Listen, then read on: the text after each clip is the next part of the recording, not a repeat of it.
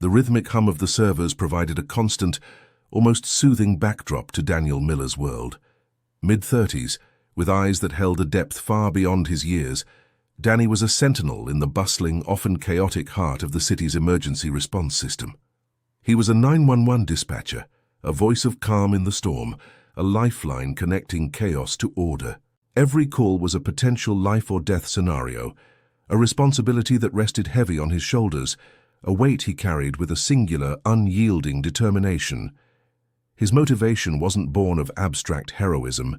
It was forged in the crucible of a profound personal loss, a silent vow whispered to a past he couldn't change.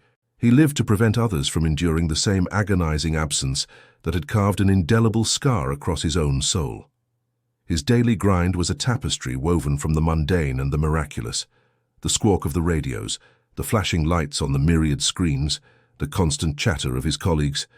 It was all part of the symphony of his work. Beside him, Sarah, a younger dispatcher with an infectious idealism, often mirrored his focus. She was bright, eager, sometimes almost too earnest, but always reliable. Their shared dark humor, a coping mechanism as essential as their headsets, often cut through the tension, a fleeting moment of levity before the next urgent plea. They navigated the emotional minefield of their profession together, silent understanding passing between them with a glance or a shared sigh. There were moments, brief sharp flashes, when the past would intrude. A sudden silence on a line, a child's panicked cry, a report of a delayed response. These triggers would plunge Danny back into the icy grip of a memory he fought relentlessly to suppress. It was a cold, unforgiving night, years ago. The frantic calls, the desperate pleas for help, the agonizing wait that stretched into an eternity. His younger sister, vibrant and full of life, had been caught in an accident, one that could have been mitigated, perhaps even averted, had the emergency response not been tragically delayed. That night, the world had fractured for Daniel Miller, leaving him with an unshakable resolve. No one else would suffer that way on his watch. This was the catalyst, the silent engine driving his relentless pursuit of flawless efficiency. Today, however, the air in the dispatch center felt different, charged with a subtle unease. Whispers drifted across the floor, unusual weather patterns forming over the Atlantic, an uptick in minor traffic incidents, a strange quiet from the police and fire departments, as if they too sensed the impending shift. Danny overheard snippets of conversation. "Pressure system's acting weird. Got a feeling in my bones about this one. Command's getting twitchy." He dismissed it as professional paranoia, a natural byproduct of their line of work. Yet, a tiny knot of apprehension began to form in his stomach. Then a short, seemingly routine call came in. A fender bender on the city's outskirts. Danny processed the information, his fingers flying across the keyboard, his voice calm and authoritative. But as the caller spoke, a peculiar tremor ran through him. The voice, though older, raspy with stress, held an unsettling familiarity. He couldn't place it immediately, but it resonated with a forgotten corner of his mind, stirring a faint echo of his past. He shook his head, brushing it off as coincidence, a trick of the mind amidst the constant influx of voices. Outside, the sky began to darken with an unnatural speed. The wind howled, rattling the windows of the dispatch center. Initial reports of localized power outages trickled in, quickly followed by minor accidents evolving into something more significant. The storm was gathering its strength, a malevolent entity descending upon the city. Suddenly, the red light on his console flared, insistent and demanding. It was a major incident report, a multi-vehicle pileup on the arterial highway leading into the downtown core. Danny took the call, his voice steady, a practiced mask of control. But his eyes, usually unwavering, betrayed a growing anxiety, a flicker of apprehension that the night, which had only just begun, was about to unleash its full fury. The weight on his shoulders suddenly felt heavier, the past and present converging in a chilling premonition. The city plunged deeper into an unsettling twilight as the storm raged, its fury manifesting first in a series of flickering lights, then in widespread darkness. The once vibrant cityscape transformed into a silhouette against the stormy sky, punctuated only by emergency vehicle lights and the sporadic, desperate glow of cell phones. Power grid failures cascaded with alarming speed, each collapse sending a shiver through the dispatch center. Communication lines, usually a seamless web, became sporadic, crackling with static, and often cutting out mid-sentence.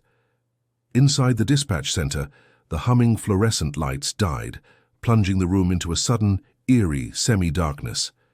Emergency generators rumbled to life, bathing the consoles in a harsh yellowish glow, casting long dancing shadows that mirrored the growing dread in every dispatcher's heart.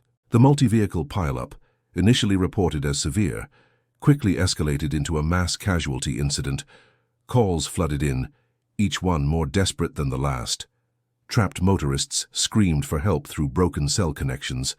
Residents, their homes now vulnerable to the storm's wrath, reported rising floodwaters and collapsing structures. The sheer volume and severity of the calls were overwhelming, a relentless assault on the senses and the spirit. Sarah, usually composed and efficient, began to crack under the immense pressure. Her voice, typically firm, wavered as she struggled to triage incoming emergencies.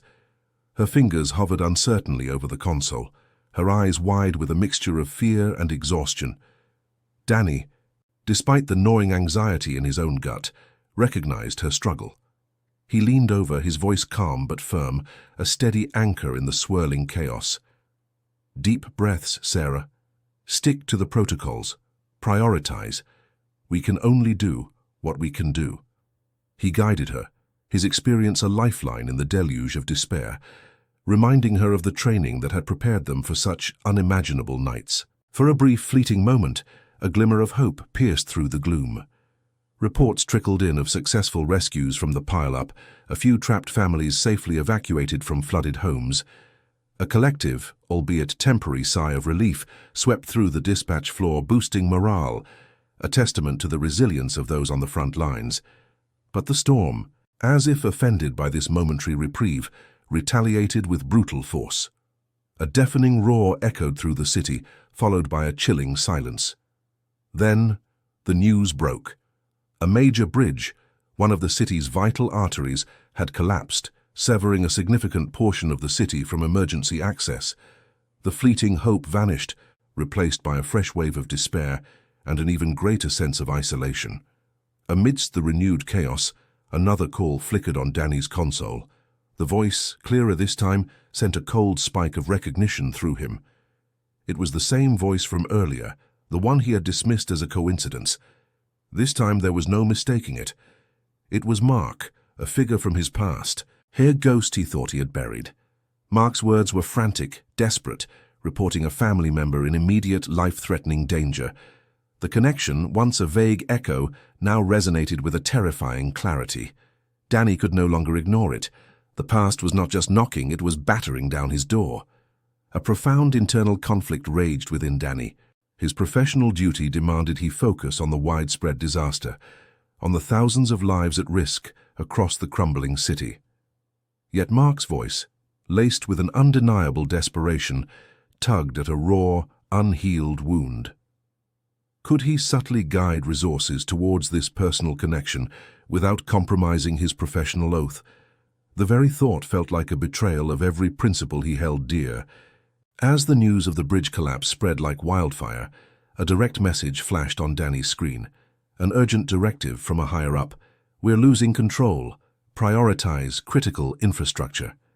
Danny's eyes darted from the stark message to the flashing line on his console, the one indicating Mark's continued desperate plea. He was torn, caught between the overwhelming demands of a city in ruin and the haunting specter of his own past, now demanding his immediate, personal attention. The night was far from over. It was only deepening its sinister grip. The flashing line on Danny's console pulsed with an insistent rhythm, a stark counterpoint to the city's cacophony of sirens and collapsing infrastructure. Mark, the voice from his past, was not just reporting danger. He was trapped in a specific, vulnerable area, detailing landmarks only Danny would recognize from his own personal tragedy. The details were too precise, too intimate to be coincidence. Mark spoke of a crumbling old warehouse, a place etched into Danny's memory, a dark monument to his deepest fear.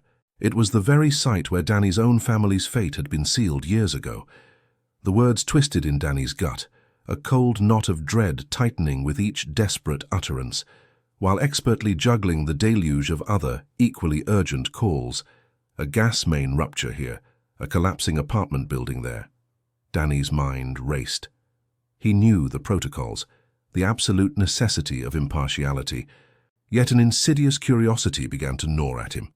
Surreptitiously, he began to cross-reference Mark's reported location with historical data, a forbidden act in the midst of such widespread chaos. What he unearthed sent a shiver down his spine. The old warehouse, Mark's current prison, had been the subject of several suspicious incidents in the years following Danny's personal tragedy. Arson attempts, structural damage reports, all dismissed as random acts of vandalism. Now, in the terrifying context of Mark's call, they suddenly formed an unsettling pattern, a dark thread connecting back to Danny's own past incident. His unusual focus did not go unnoticed. Officer Davis, a seasoned veteran dispatcher with eyes that missed nothing, observed Danny with a growing suspicion. Davis, a man who prided himself on his unwavering adherence to procedure, watched as Danny's usual detached professionalism frayed around the edges. He saw the subtle shift in Danny's posture, the way his gaze lingered on Mark's flashing line, the almost imperceptible hesitation before he directed resources to other, seemingly more critical calls. "Everything all right, Miller?" Davis's voice was low, laced with an unspoken question. "You seem a little preoccupied." Danny offered a strained, non-committal grunt, dismissing the concern, but he felt Davis's watchful eyes on him, a silent accusation hanging in the air. Through fragmented, crackling communication, Mark's true intent began to emerge, chilling Danny to the bone. It wasn't just a desperate cry for help. It was a calculated maneuver. Mark revealed he had deliberately orchestrated part of the crisis, not the entire storm, but the localized collapse that had trapped him, specifically to lure Danny into this very confrontation. He sought revenge, cold and brutal, for a perceived injustice related to Danny's past trauma. A twisted belief that Danny's actions, or more precisely, his perceived inaction, had directly led to a tragic outcome for Mark and his own family. The nature of this betrayal was a poison seeping into Danny's soul. Mark believed Danny's failure to ensure a swift response all those years ago had cost him everything.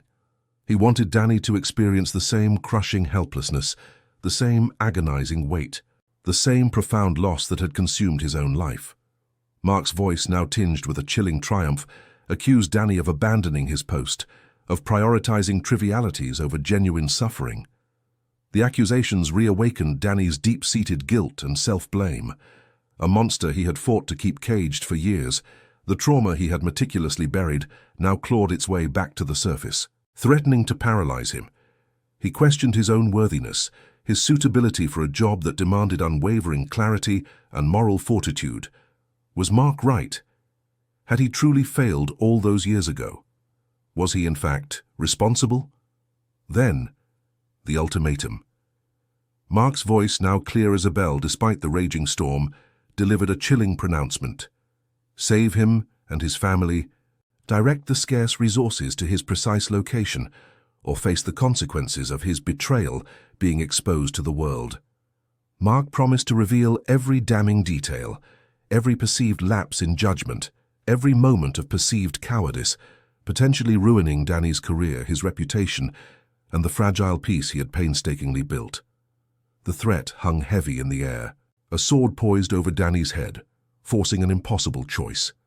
The impossible choice loomed before Danny, a chasm opening between his professional oath to protect all citizens and the deeply personal, insidious vendetta of Mark. Mark, a ghost from Danny's past, now held a secret that could not only shatter his career, but also dismantle the very foundation of his identity.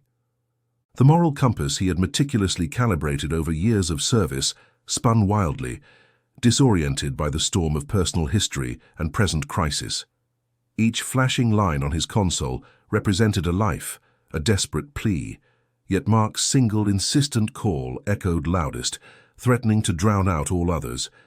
In a desperate attempt to gain perspective, Danny sought counsel, framing his dilemma as a purely hypothetical ethical quandary. He turned to Sarah, her idealism a stark contrast to his own battle-worn pragmatism. If you knew of a way to prevent a catastrophic personal exposure, something that could ruin your life, but it meant diverting a single scarce resource during a major disaster, what would you do? He asked, his voice carefully neutral. Sarah, unaware of the agonizing personal stakes entwined in his question, responded without hesitation.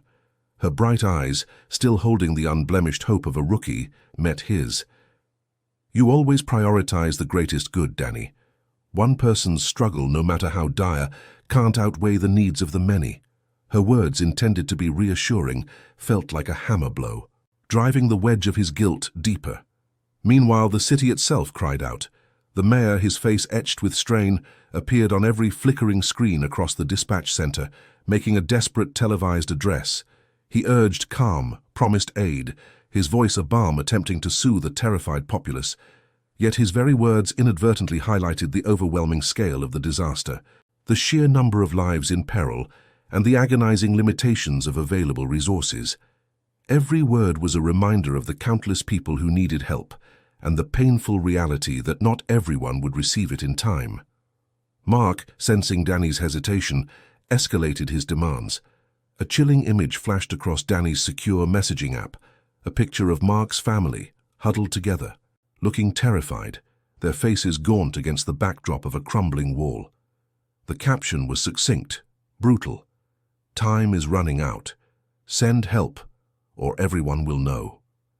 Mark reiterated his threat, demanding that Danny direct specific, scarce resources, a specialized rescue team, a particular type of emergency vehicle directly to his location. These were assets desperately needed across the city, their diversion a death knell for others. Danny's internal battle raged, a maelstrom of conflicting emotions. Flashbacks to his own loss intensified, blurring the lines of reality. He saw Mark's family, their fear palpable, and superimposed upon them were the faces of his own lost loved ones, their terrified expressions mirroring those in the image. The distinction between duty and personal salvation evaporated, leaving him adrift in a sea of guilt and terror. Saving Mark's family felt indistinguishable from saving his own, a twisted path to absolution. Davis, ever watchful, had not missed Danny's increasing agitation, his furtive glances at his personal device, the subtle shifts in his call prioritization. The older dispatcher's suspicion solidified into certainty. He approached Danny's console, his expression grim. "Miller, I've been watching you. You're acting erratically. Your focus is off. If you don't tell me what's going on, I'm going to have to report you." His voice was low but firm, an unmistakable warning. The threat hung heavy. Yet Danny remained silent, trapped in his self-made prison of deceit. A decision born of desperation and fear solidified in Danny's mind. With a heavy breath, he began to subtly manipulate the dispatch system, his fingers moving with practiced ease across the keyboard. He reprioritized calls, shifted units, knowing with a sickening certainty that every redirected resource, every subtle tweak to the system, meant another citizen, another family might not be saved. The weight of those unspoken casualties pressed down on him, but the alternative, the destruction of his life, the public unearthing of his deepest wound, felt even more unbearable. Danny's fingers danced across the console, a macabre ballet of deception.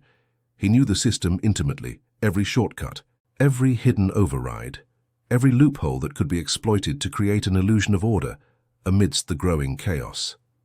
He rerouted units, adjusted response times on lower priority calls, and subtly shifted designations, ensuring that the resources Mark demanded were funneled towards his specific coordinates.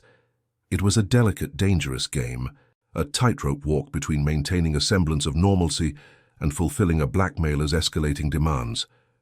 Each click of the mouse, each keystroke, was a silent betrayal of the trust placed in him, a further entanglement in the web he was weaving.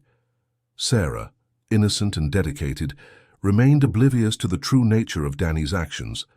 She diligently followed his instructions, relaying his directives to field units, her voice steady and professional. "Unit 73, proceed to Grid Alpha 4 with priority, over." She believed she was part of a dynamic, coordinated effort, adapting to the unprecedented demands of the crisis. Her trust in Danny, her mentor, was absolute, and he leveraged it, using her as an unwitting accomplice in his elaborate charade. He watched her, a pang of guilt piercing through his hardened resolve, knowing that her idealism was being tainted by his desperate measures. But the cost of his diversions was becoming tragically clear. Reports began to trickle in, then swell into a grim chorus. Delayed responses to critical medical emergencies, fire crews unable to reach burning buildings in time, desperate calls from trapped individuals going unanswered for far too long. Each missed opportunity, each escalating tragedy, was a direct consequence of the resources he had siphoned away. The human cost of Danny's actions manifested not in dramatic explosions or collapses, but in agonizingly slow, preventable suffering. A knot tightened in his stomach with every new report, a constant, gnawing internal turmoil that threatened to unravel his composure. He rationalized it, telling himself that by appeasing Mark, he was preventing a greater catastrophe, the exposure of his past, the utter ruin of his life, which he convinced himself would somehow lead to even more widespread harm. It was a flimsy shield against the onslaught of his conscience. Davis, however, was not so easily deceived. His years of experience had honed an acute sense for anomalies, for the subtle shifts in routine that often masked something far more sinister. He meticulously reviewed call logs, cross-referenced resource allocation data, and compared Danny's directives with the overall strategic plan. The discrepancies, at first minor, began to form an undeniable pattern. Units were being deployed to areas that, while certainly affected, didn't seem to warrant the level of prioritization they were receiving, especially when other, clearly more critical zones were being underserved. He saw the subtle manipulation, the quiet reprioritizations, and the almost imperceptible redirection of assets. The pieces of Danny's deception slowly, chillingly, clicked into place. Davis began gathering his evidence, a folder slowly filling with printouts and time-stamped notes, his face a mask of grim determination. As help slowly, painstakingly, approached Mark's location, the blackmailer's demands only intensified. He wasn't just asking for rescue anymore, he was dictating the terms. Tell Unit 3 to bypass the flooded street. They can take the old service road. It's shorter. Mark's voice crackled through the secure line, his tone laced with an unsettling mix of desperation and authority. And make sure they have a heavy-duty winch. The debris is thicker than they think. He instructed Danny to bypass established protocols, to take shortcuts that put the rescue personnel themselves at greater risk. Danny, caught between the devil and the deep blue sea, relayed the orders, his voice devoid of emotion, a puppet on Mark's strings. He justified it again, telling himself it was all part of the plan to contain the situation, to prevent Mark from unleashing his secret. The tension in the dispatch center was a suffocating blanket. The hum of the generators, the constant chatter of radios, the flashing lights, all contributed to an atmosphere of barely controlled chaos. Then a sudden sharp silence fell over Danny's console as Davis approached him, his face etched with a mixture of anger and profound disappointment. In his hand, he held the damning folder. "What are you doing, Danny?" Davis's voice was low, but it cut through the din like a knife. "You're playing God with people's lives."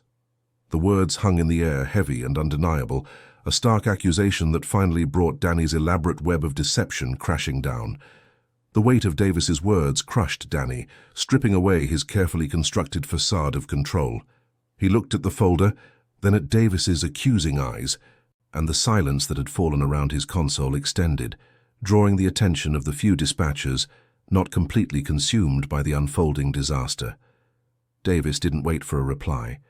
He turned, his movements deliberate and firm, and marched directly towards Supervisor Reynolds' office, the folder clutched tightly in his hand. Danny watched him go, a cold dread seeping into his bones, knowing that the moment of reckoning had finally arrived. Supervisor Reynolds, a woman whose calm demeanor usually belied a razor-sharp intellect, listened intently as Davis laid out his meticulously gathered evidence. Initially, her brow furrowed in disbelief, but as Davis presented the call logs, the altered resource allocation reports, and the time-stamped inconsistencies, her expression hardened. The pattern was undeniable, a subtle but pervasive manipulation of critical assets during the city's darkest hour. With a heavy sigh, she signaled to two other senior dispatchers. "Danny Miller," she announced, her voice resonating with a quiet authority that cut through the background noise of the emergency. "Step away from your console, immediately." The command was a public pronouncement of his downfall. Sarah, who had been diligently working beside him, her face streaked with grime and exhaustion, turned slowly, her eyes wide with confusion, then dawning horror. She saw the folder, the grim faces of the supervisors, and the empty chair where Danny had been. The pieces clicked into place with a sickening thud. The strange orders, the subtle deviations, the sudden shifts in priority, all the confusing directives Danny had given her, she now understood were part of a calculated deception. Her face, usually so open and trusting, contorted with a profound sense of betrayal. "Danny," she whispered, the single word laced with a pain that pierced him deeper than any accusation. Their friendship, forged in the crucible of shared stress and dark humor, shattered in that instant, leaving behind only bitter fragments. News of Danny's exposure, though initially confined to the inner circle of the dispatch center, quickly reached Mark. Still trapped, but now with rescue teams painstakingly making their way towards him, a twisted sense of victory mingled with a sudden, chilling panic. His leverage, his carefully constructed plan to expose Danny was now compromised. If Danny was already exposed, what value was his secret? The threat of revealing everything immediately became Mark's last desperate resort, a final, desperate card to play to ensure his own survival. He knew the authorities would prioritize the general public over a blackmailer, and Danny's downfall meant his personal rescue might be deprioritized. Under the harsh glare of the interrogation room lights, Danny offered a partial confession. He admitted to diverting resources, to manipulating the system, driven, he claimed, by a temporary lapse in judgment under extreme pressure. He carefully omitted the full extent of Mark's blackmail, the personal connection, and the deep-seated trauma that fueled his actions. He still clung to the hope of protecting his past, of keeping the true, humiliating reason for his actions buried. He knew his career was over, but perhaps, just perhaps, he could salvage a shred of his dignity. Supervisor Reynolds found herself in an impossible dilemma. Every dispatcher was a vital cog in the machine, especially now, but Danny's actions were an unforgivable breach of trust and protocol. The scale of the disaster meant she couldn't simply dismiss him and leave a critical console unmanned, but neither could she allow him to continue. As she pondered this professional and ethical quagmire, a new terrifying alert flashed across the main screen, silencing all other concerns. A major dam, weakened by the relentless storm and structural failures, was breaching. The floodwaters, already high, would surge, threatening to engulf an entire sector of the city, including Mark's already precarious location. The world seemed to hold its breath. Then, Mark's final call came through, not to Danny's secure line, but to the main dispatch line, accessible to everyone in the room. His voice, amplified and distorted, echoed through the stunned silence of the dispatch center, a chilling broadcast of his plight interwoven with a graphic, detailed account of Danny's past trauma, the perceived betrayal, and the true depth of his revenge. The room listened, aghast, as Mark laid bare Danny's deepest, darkest secret, revealing to the entire world the personal vendetta that had driven him to compromise his duty. Mark's voice, raw with a mix of desperation and vindictive triumph, reverberated through the dispatch center, hanging heavy in the air long after the transmission cut out. The room, previously buzzing with the controlled chaos of crisis management, fell into an unnerving silence. Every eye, every face, was now turned towards Daniel Miller, stripped bare by the unexpected public unveiling of his most guarded secret. The years he had spent meticulously constructing a wall around his past, around the tragedy that had shaped his every choice, crumbled in that single chilling broadcast. His carefully curated image of the unwavering professional, the man who had always put duty first, shattered into a million pieces. Danny stood motionless, his face a mask of profound despair. The accusations, the raw emotion in Mark's voice, the shame of his personal history being laid bare for all his colleagues to dissect. It all converged into an unbearable weight. He felt the judgment in their silent stares, the confirmation of every self-doubt and every fear he had ever harbored. He was publicly disgraced, his career irrevocably ruined, and the lives of Mark and his family, hovering precariously on the brink of being swept away by the imminent dam breach, were now inextricably linked to his failure. This was his rock bottom, a desolate landscape of self-blame and professional annihilation. Every decision, every desperate manipulation he had made, now seemed to have led him to this precise, agonizing moment. Sarah, who had been reeling from the shock of Danny's deception and the betrayal of their friendship, watched him with a complex mix of emotions. Her initial anger, hot and righteous, began to cool, replaced by a flicker of empathy as she witnessed his absolute breakdown. The raw, guttural despair emanating from him was undeniable. She saw not just the dispatcher who had manipulated her, but the man whose deepest wounds had been cruelly exposed for the world to see. The immediate, terrifying threat to Mark's life, now compounded by the dam breach, suddenly overshadowed her personal feelings. She realized the true human cost of Mark's thirst for revenge, a cost that was spiraling far beyond what anyone had intended. Supervisor Reynolds, a woman of steely resolve, quickly regained her composure. The dam breach was a catastrophic, immediate threat, and personal vendettas, however public, had to be set aside. She surveyed the room, her gaze resting on Danny.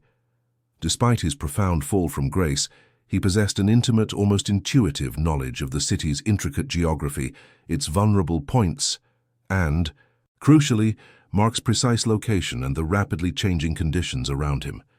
He had been tracking Mark with an obsessive focus for hours. She had no choice. She needed him. "Miller," Reynolds's voice cut through the oppressive silence, firm but devoid of judgment. "Get back on that console. We need you." Danny's head snapped up, a flicker of something unreadable in his eyes. He looked at the console, then at the faces of his colleagues, expecting to see disgust, condemnation. Instead, he saw a stark, desperate need. A path to redemption, unexpected and agonizing, had just opened before him. He pushed past the crushing weight of his shame, fueled by a sudden, fierce desire to truly save Mark and his family, to rectify the cascading errors of his past, regardless of the personal cost. He walked back to his station, the weight of the room's gaze heavy on his shoulders, and sat down. His fingers, trembling at first, moved with practiced ease across the keyboard. He was no longer manipulating the system for personal gain, but for genuine rescue. Sarah, still wrestling with her anger and hurt, watched him. The urgency of the situation was undeniable. The lives of innocent people, including Mark's family, hung precariously in the balance. Swallowing her pride, she moved to the adjacent console, her eyes meeting Danny's for a brief, tense moment. There was no apology, no forgiveness, just a shared, unspoken understanding of the immediate task at hand. A fragile, reluctant alliance formed between them, driven by the sheer will to prevent further tragedy. Danny's voice, remarkably clear and focused, cut through the static as he began to guide rescue teams through the rapidly deteriorating conditions. He relayed coordinates, assessed flood patterns, and directed units with an almost superhuman precision. His mind working at an incredible pace, his focus was singular, absolute. The lives hanging in the balance. The roar of the rising floodwaters, now clearly audible even within the reinforced walls of the dispatch center, served as a terrifying, relentless reminder of the race against time. Danny's voice, remarkably clear and focused, cut through the static as he began to guide rescue teams through the rapidly deteriorating conditions. He relayed coordinates, assessed flood patterns, and directed units with an almost superhuman precision, his mind working at an incredible pace. His focus was singular, absolute, the lives hanging in the balance. The roar of the rising floodwaters, now clearly audible even within the reinforced walls of the dispatch center, served as a terrifying, relentless reminder of the race against time. He was a maestro of chaos, his commands crisp, his questions incisive. He knew every alley, every culvert, every precarious structure in that sector. He directed a swift water rescue team to a submerged street, rerouted an ambulance around a collapsing overpass, and, most critically, guided a high-angle rescue unit towards the exact precarious ledge where Mark and his family clung. Sarah, beside him, anticipated his needs, feeding him updated weather models, confirming resource availability, her earlier anger momentarily eclipsed by the sheer, terrifying urgency of the moment. The air crackled with a desperate, unified effort.